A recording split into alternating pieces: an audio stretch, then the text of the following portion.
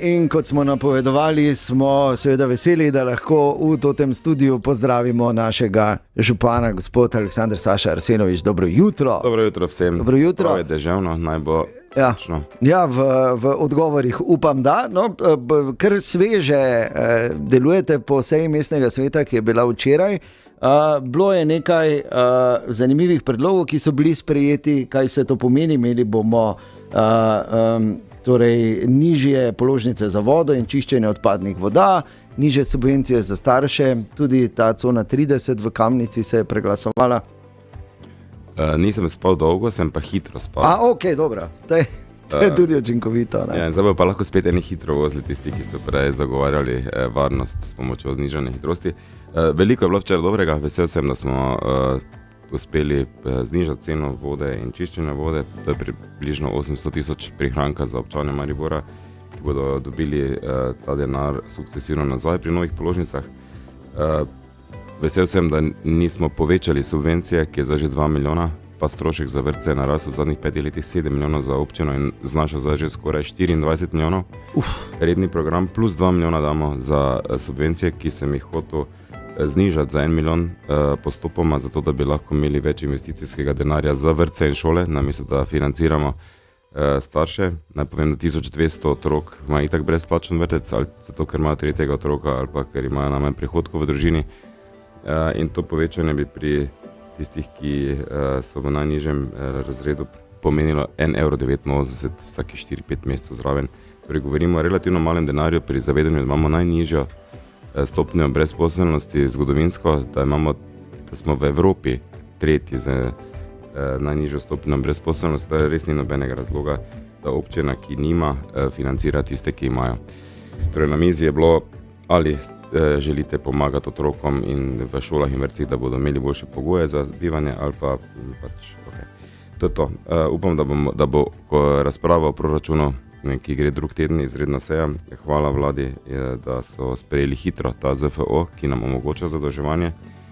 Imamo pravzaprav ne več sprejemanje leta 25, ampak 26 z preostankom 25, zato lahko vse te projekte, ki se bodo seveda lahko kasneje začeli. Nismo smeli izvajati postopkov zaradi nesprejetja proračuna in upam, da bomo sprejeli leto in pol, torej proračun, da bomo lahko te projekte, ki bomo jih začeli, nemoteno izvajali tudi preko fiskalnega leta, torej tudi decembra, januarja, da ne bi prišlo do zastoja spet tudi pri razpisih in vsem ostalim. Veliko je pa tudi drugače dobrega, stvari grejo naprej, gradnje potekajo in tudi, če greva zdaj na, kaj še bila tema? Dosti tem je. Zdaj jaz mislim, da ena od največ vprašanj je še vedno pri avtobusih, gospod župan. Zdaj seveda je bilo nekaj prilagoditev in je na novo ogromno ljudi, seveda. Prosim? Dosti je bilo. Ja, ogromno, seveda. Marprom še sprejema predloge, vprašanja so bila tudi, kako dolgo še, ali razmišljate o večjih avtobusih na bolj frekventnih linijah, torej na vseh glavnih linijah in tako dalje. Ogromno vprašanje in seveda vse te novosti, ki so se zgodile, ljudje se počasi navajajo in prav je, da lahko sodelujejo v tem. Ja, vi gledate na to? So tudi dali ogromno dobrih predlogov, sigurno so torej linije so v redu, o tem sploh ni bilo debate. Debata je še vedno, ampak vedno manj in vedno več zadovoljnih, tudi zato, ker smo jih slišali in prilagodili je o voznih redih. In jaz pravzaprav predlagam, da si mi to odblizu ogledamo, drugi teden gremo enkrat skupaj na avtobus.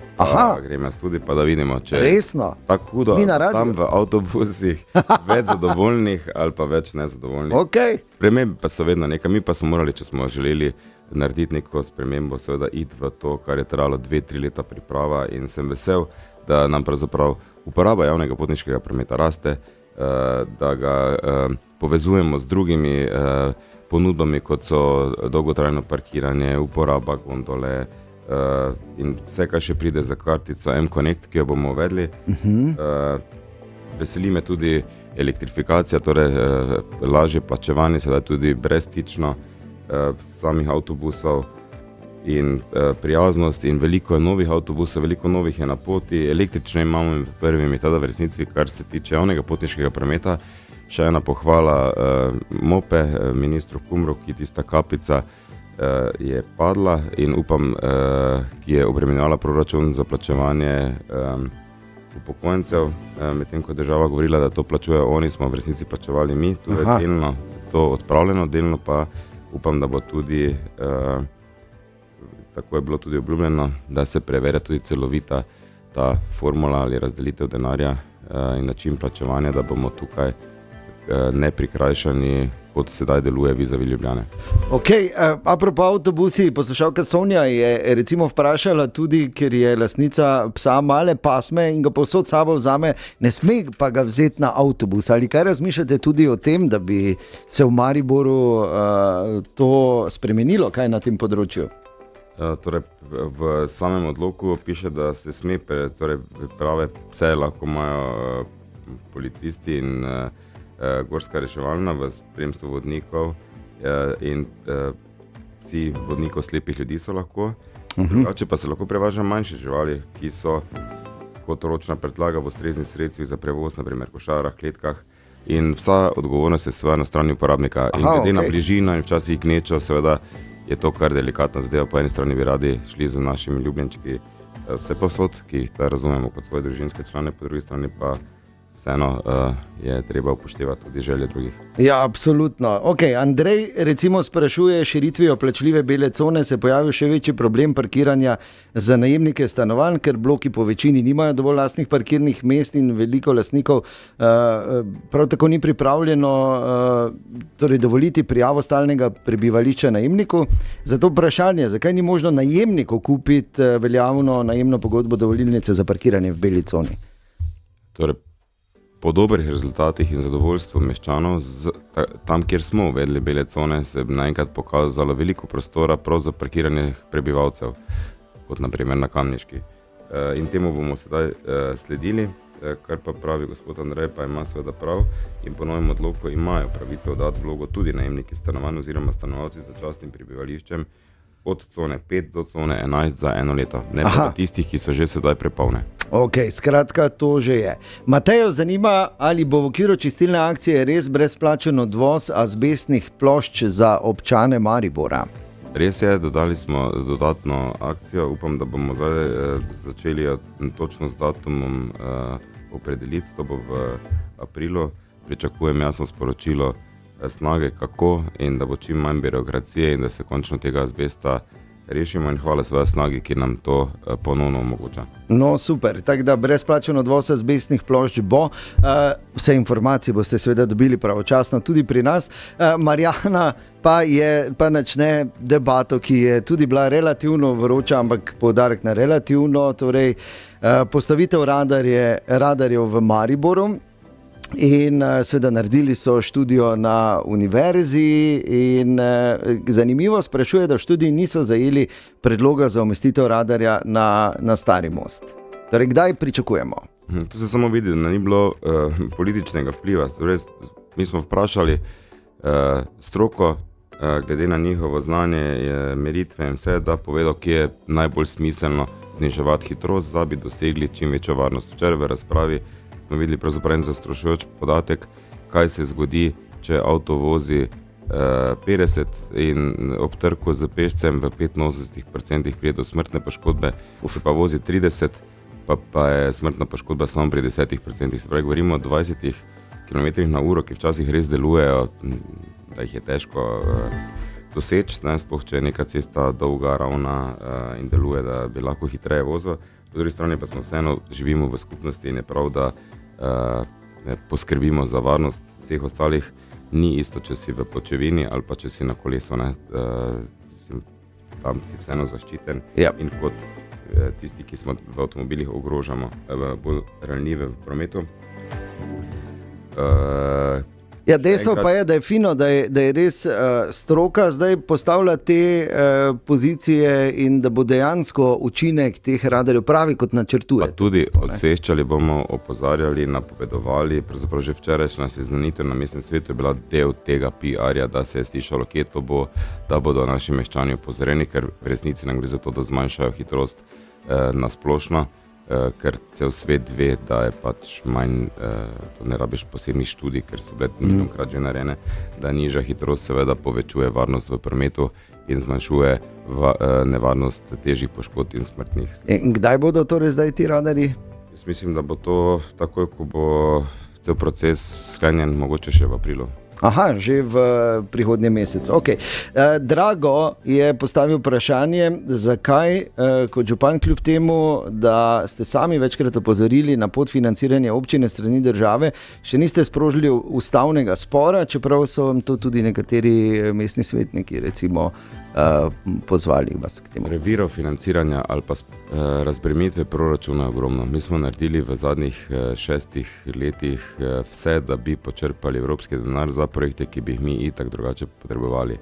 Tako s pomočjo države na primarnem zdravstvu, na denarju za atletsko dvorano, na sofinanciranju na Rotovžu hiši kulture, kjer se pogovarjamo še mogoče o dodatni rešitvi za prihodnji čas. Pravi, država ima posluh. Od takrat, ko sem župan, sem si seveda na vseh nivojih, samo tega ne komuniciram vsaki dan na Facebooku, preko SOS-a, ZMOS-a, dogovorov, pogovorov, sestankov z ministrstvom NMJ-u, NMF-ju opozarjal.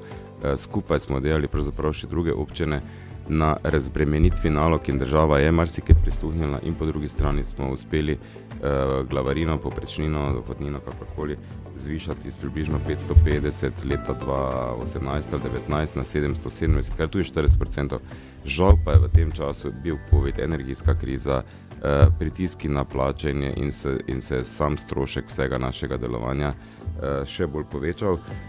Uspelo nam je tudi spostaviti ta drugi steber, iz katerega dobimo 11 milijonov veliko denarja. Če ne bi tega dosegli, bi bila naš minus namesto 33, sedaj 44 milijonov, sploh ne bi mogli iti v evropske projekte, kjer dobimo včasih tudi 100% financiranja. Narejenega je bilo dosti, ustavni spor pa smo lahko sedaj de facto sprožili šele, ko je bil sklenjen ta ZFO, ki smo si ga po eni strani zelo želeli, ker nam omogoča sedaj sprejetje proračuna, zaradi povečanega zadolževanja za te evropske in slovenske projekte, kot na primer zdravstvena postaja Tezno. Dobili smo odločitev države, 6 milijonov nam sofinancira, ampak ta projekt moramo izvesti v naslednjih 2-3 letih, tako je nujno za pričetek gradnje.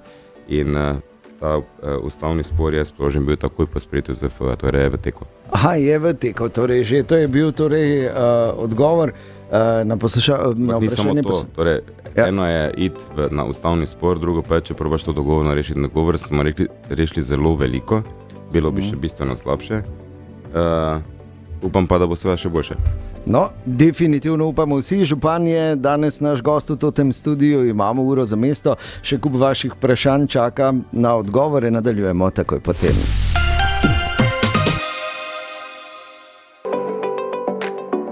Tako poslušate uro za mesto, v tem studiu je naš župan Aleksandar Saša Arsenovič. Torej, gospod župan, gremo dalje z številnimi vprašanji. Bojan sprašuje, zakaj se je denar, ki ga je občina dobila od Eurojackpota, porazdelil na 6 ali 7 projektov namesto na enega velikega.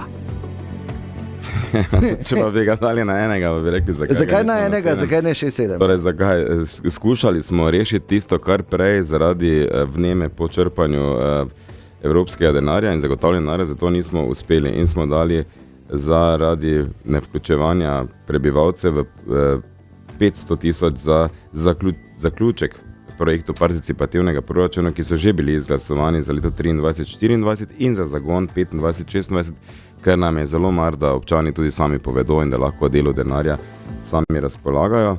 250 000 evrov smo dali za razvoj mreže knjižnic, to je znanje, nimajo vsi dostopa najkrajšega možnega do Rotovža, ki ga gradimo, ampak je treba poskrbeti tudi širše za občino. Vemo, da nimamo dovolj osnovnih šol, da mesto že 50 let mislim, da ni zgradilo nove osnovne šole in z sprejetjem novega OPN-ja, hvala, se je pokazala možnost za zgraditev nove šole na Studencih in gremo v izvedbo na tečaj in začetnih aktivnosti v pridobivanju dokumentacije za osnovno šolo Novo na Slovencih.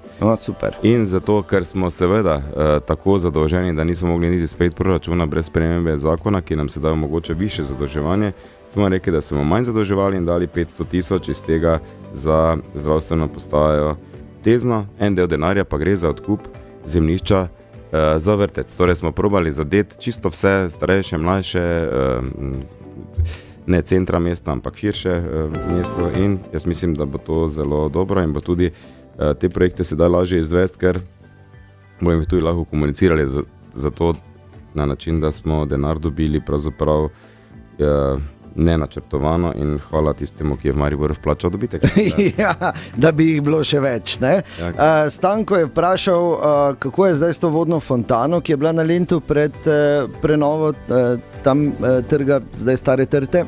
Torej v idejni zasnovi nove arhitekture ta fontana tam več mesta imela ni. Tam je tudi Drava, ki prej nam dostopna bila ni, sedaj gradimo te plaže, ta voda je tam več kot dovolj, ki nam sledi. Tale fontana pa je deponirana trenutno v skladišču Nigrad in preverjamo vse, da bi jo aktivirali in si jo želijo na Studencih. Upam, da bo ta selitev uspela. Damjan sprašuje, zakaj ni več piknika v mestnem parku? Sta 2 piknika, več pa jih nikoli ni bilo. Aha. Ok, Jan sprašuje, Jan sprašuje, kaj se bo naredilo v zvezi z divjim parkiriščem na Kamenškovi ulici pri novih blokih. Tam se že nekaj časa parkira na travniku in ob cesti. V zadnjem času so tam začeli puščati tudi neregistrirane avte. Smiselno bi bilo, pravi Jan, da redarji pridejo večkrat in da se divje parkirišče odpravi.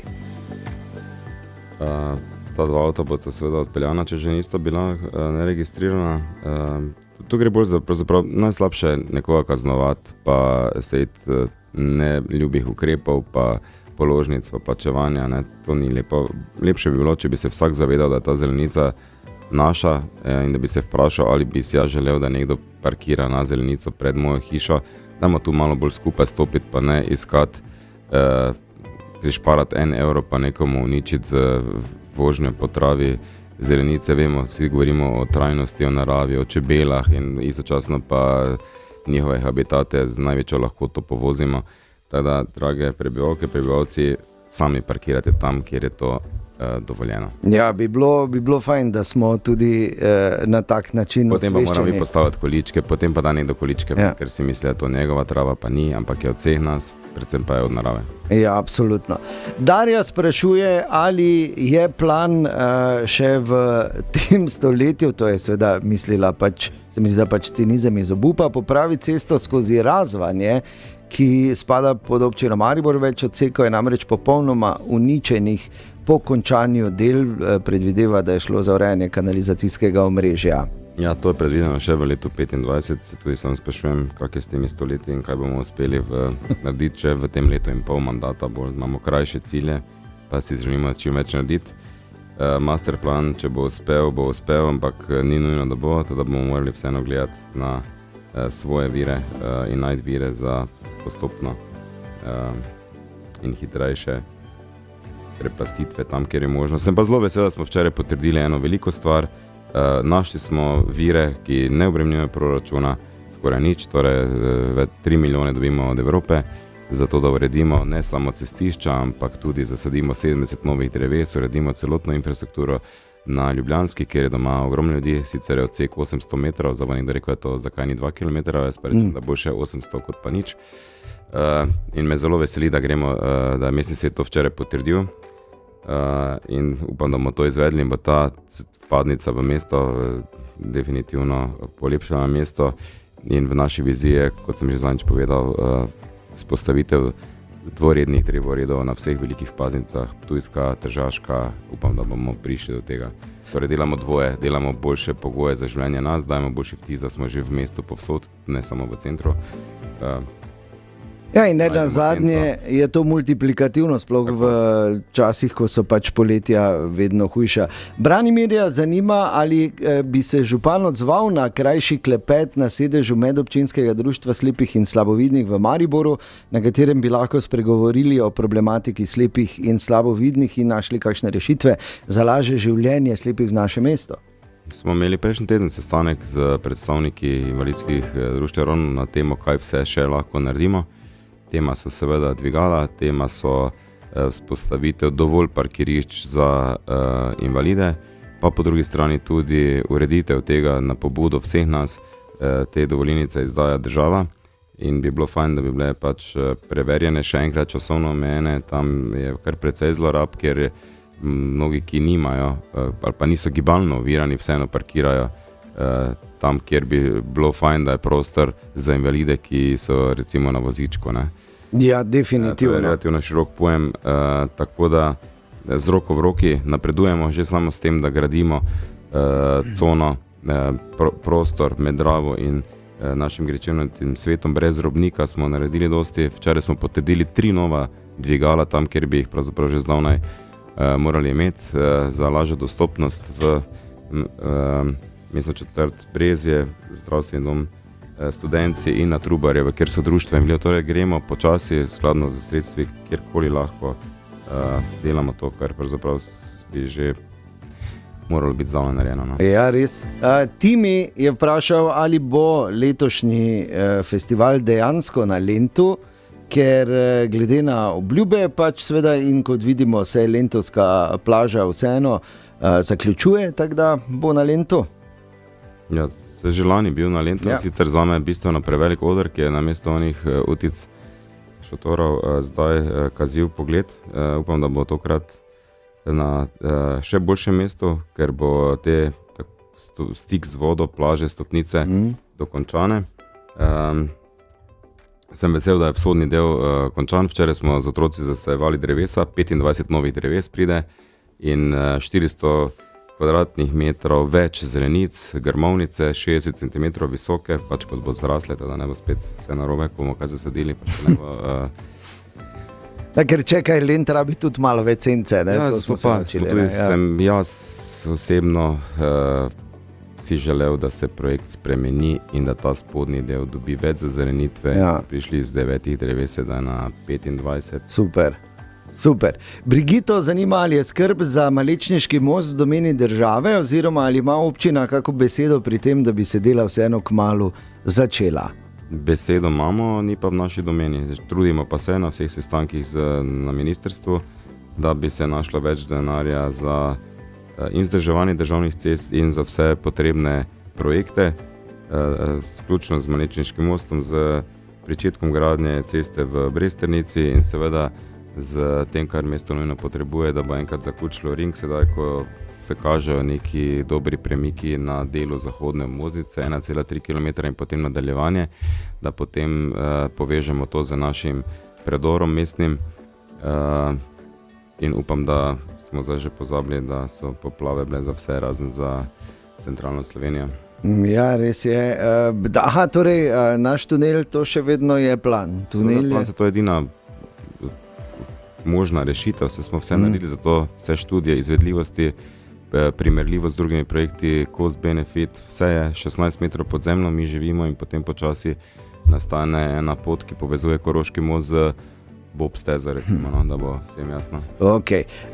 Jože sprašuje, kdaj pa je v načrtu rušitev ledne dvorane in postavitev nove športne dvorane na tem mestu?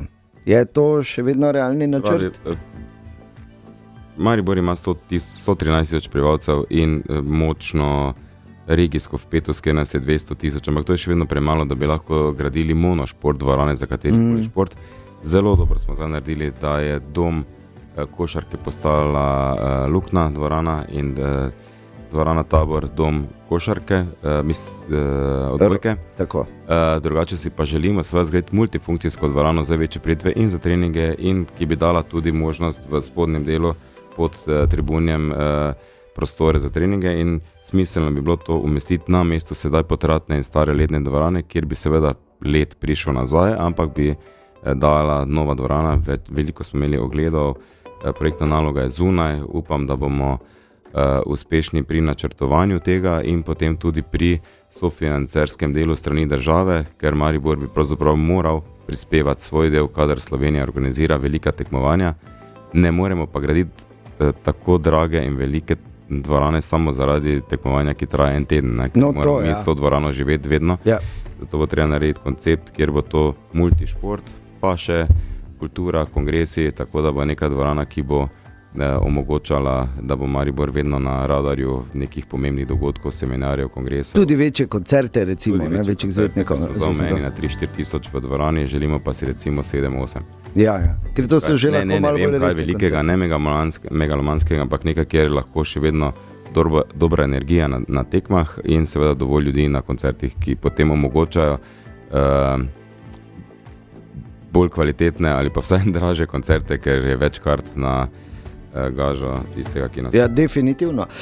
Petra sprašuje, kdaj se bodo posodobili prostori azila za živali na Teznem. To se že nekaj časa opozarja. Je že totalno gretje in to tam je zgodba, ki jo moramo bistveno nadgraditi. Jaz si želim, da bi to postal park druženja, ne pa park, kamor odložiš žival skupaj z zasaditvijo dodatno. Dobro je, da je na takem delu, ki je dostopen z večjih strani z avti.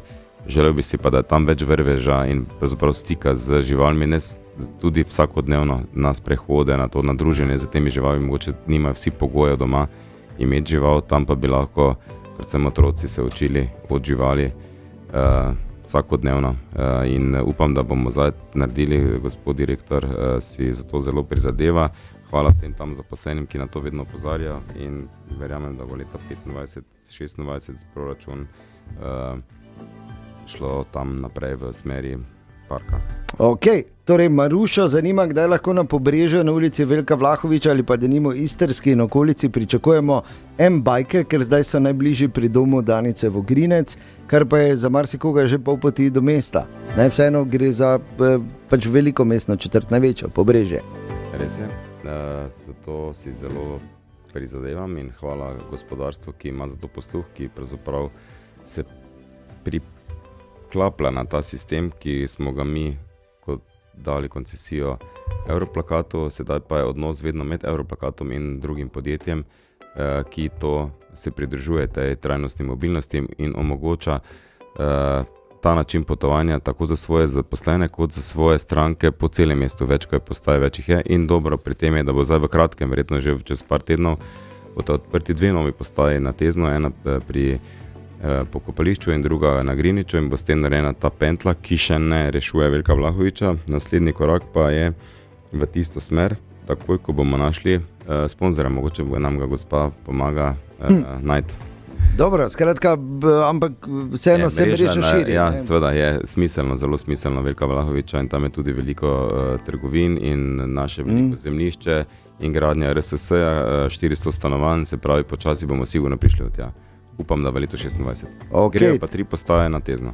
Ok, tako da se širi M-bike, kar je seveda verjamem, da bo leto, zdaj imamo 34 postaj, ja. 2 sta sigurni, 3-5, jaz verjamem, da bomo do konca leta 25 prišli na številko 40.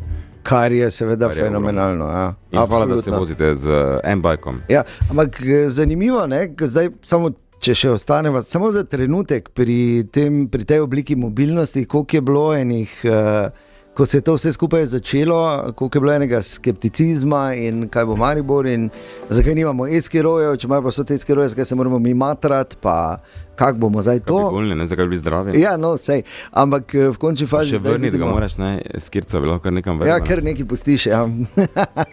Ne, ampak brez heca je pa to res en super sistem, ki fantastično deluje. 35,000 je že uporabnikov, teda ja. Hvala vam, da uporabljate, ker s tem prav gotovo razbremenjujete te pritiske in prometne konice in nas je več, ki se zdravo družimo. In M-bike ima res eno neverjetno stvar, ne. V eno smer ga lahko vzameš in raje za njega skrbeti. Tudi če greš s svojim kolesom, pa imaš potem nek drug prevoz, pa imaš spet, ki sem ga pustil, ki je ono, ali pa ta pa sem zaklenil, še bo tam, ne? Tako, to imaš pa res sistem, ki vedno deluje, teda hvala tudi Europlakatu za odličen servis. Dobro, Darko sprašuje takole, ogromno se ureja se tudi, da je naslednji projekt, pravite, Tržaška, Ptujska, urbanizira se pariške komune, sprašuje pa, ali ste morda na občini pozabili na famozno Ljubljansko cesto, ki je pa v določenih odsekih v precejšnjem razsulu, pravi poslušalec Darko. To sva že malo prej, projekt je včeraj DIP potrjen, DIIP, in upam, da bo tako šlo naprej. Zelo je čudovit projekt je, no. Mislim, da bo to kar precej spremenilo celotno veduto in dojemanje tega desnega brega in poteza gre vseeno daleč in vedno, ko prideš z enim delom do nekod, te potem to motivira, da greš počasi naprej, kot na primeru Gregorčičeve, ko smo pokazali, kako bi bila zgledala, se vsi želijo, vzhodno in zahodno, da bi šlo tako naprej. In gremo v ureditev generalna majstra in s tem tudi Gregorčičev v tem delu mimo gradu in mimo Vinaga. No, skratka, tako da se nadaljuje, ampak ne gre vse naenkrat in čez noč. Mislim, da gre kar hitro, če primerjam z nekimi drugimi časi. Je to, je res, se da na veliko pokazati. Na steroidih. Kdorkoli reče, da ni res, pač je malo nesraven. Torej, Tadeja pa še sprašujem morda še za to vprašanje čas in sicer izpostavlja sežigalnico. Zanimajo, torej, kako dolgo bo zdaj res trajalo, ker se zdi, da se v eno so neki posveti, so strokovne debate, so predstavitve, kdaj pa se bo res začelo dogajati, samo še to. Prejšnji teden sem bil pri ministru, ki je naredil res velik korak za to naprej, skupaj z Celjem, ki že to ima, pa si želi jo tehnično nadgraditi, in skupaj z Ljubljano, ki si tega želi, zaradi seveda istega izziva, kot ga imamo mi, daljinsko ogrevanje. Vročevod pravkar gradimo, to je to, kar vas moti tam v bližini gledališča. Najprej gre ven, najprej moramo potrditi uredbo, to mislim, da bo zdaj v par dneh. Potem razpis, da se bomo lahko na koncesijo prijavili, in potem tretja točka pa je pogajanje, koliko nam bo pri tem za izvajanje državne gospodarske javne službe pomagala država pri financiranju tega, ker v bistvu gre za smeti cele Slovenije, vseh prebivalcev, ki jih pač nažalost povzročamo, in dajmo potem mi izrabiti energijo, ki je v tem preostanku smeti za ogrevanje nas, da tega ne vozimo okolju škodljivo daleč naokrog v druge sežigalnice in se potem drugi segrevajo ceneje kot mi. Že upamo tu dati kako časovnico, vse okvirno? Časovnica je v resnici, tudi za OPN smo umestili v prostor, ki je izven zelo gosto naseljenega dela mesta, ampak če bi danes vsi bili za to in bi vse naredili najbolj hitro, prej kot čez 3-4 leta se to ne bo začelo graditi in potem še gradnja, se pravi, ta problem, ki ga bomo imeli kmalu spet, pucanci so zagoreli po zimi, bojim se poletja, ko bodo temperature še večje, kupi smeti so, takšnih, s katerimi bi se lahko ceneje greli, in ta izziv bomo imeli še dolgo, se pravi, teh samovžigov, kjer je nekontroliran dim, da čim prej moramo to spraviti v naprave, ki so tehnično tako dobre, da bo škoda za nas tudi okoljsko manjša kot sedaj z vsemi mnogoterimi kurišči in z temi vžigi, ki nam pravzaprav nas ogrožajo potem. Ja, absolutno, in je slabo na toliko načinov, da je brez veze, da jih sploh ne števamo. In še ena stvar je, ker smo potem pač vedno pri položnicah, kar smo videli na vrtcih, da je 1,89 € preveč za to, da bi ga dal v infrastrukturo vrtcev na mesto občanov. Mi danes ne vemo, koliko bo stal odvoz sveti niti čez leto, dve. Te cene zdaj trenutno odvažamo po nekaj več kot 200 €, eni so že na 500. In glede na to, da se vse države zapirajo, imamo neznanko stroška na položnici, ki je bistveno večja od tega, o čemer smo včeraj imeli tako prijazno debato. Tako da je v bistvu ta sežigalnica res absolutno prioritetna. Predvidene stroške, pa manj bi smetili za svojimi smetmi naokrog. Okay. Torej upajmo, da se bo to zgodilo. Ja, gospod župan, hvala lepa za vaš čas, ura za mesto, ogromno vprašanj.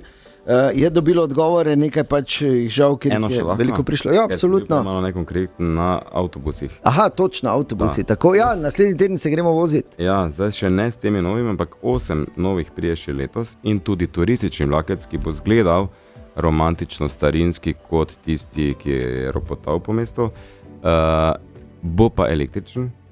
Ta turistični vlakec tudi prihaja. Mislim, turistično se bo za nas tudi seveda nas popeljal lahko kogarkoli in vrteške otroke po znamenitostih mesta. In od onih 8 avtobusov bo 4x18 metrov, kar pomeni, da tiste linije tezno bodo lažje. Mislim, bodo še bolj polne lahko. 4x10 avtobusi in za drugo leto pa dobava dodatnih 10 električnih avtobusov, 4x18 in 6x12. Tada ta naša flota je Ja, bo kar, ne samo lepa, ampak tudi draga. Amortizacijo si zvišujemo, strošek javnega potniškega prometa je za letos planiran že 10 milijonov, subvencionira mestna občina Maribor, torej vsi vi iz proračuna, če tega stroška ne bi bilo, bi lahko naredili 2 nova vrtca na leto. Tada lepo prosim, uporabljajte javni potniški promet in s tem podpirajte lastno mesto. Ja, gospod župan, hvala lepa za čas in se vidimo na naslednji uri za mesto. Predtem pa še prihodnji teden na avtobusu. Hvala lepa. Hvala.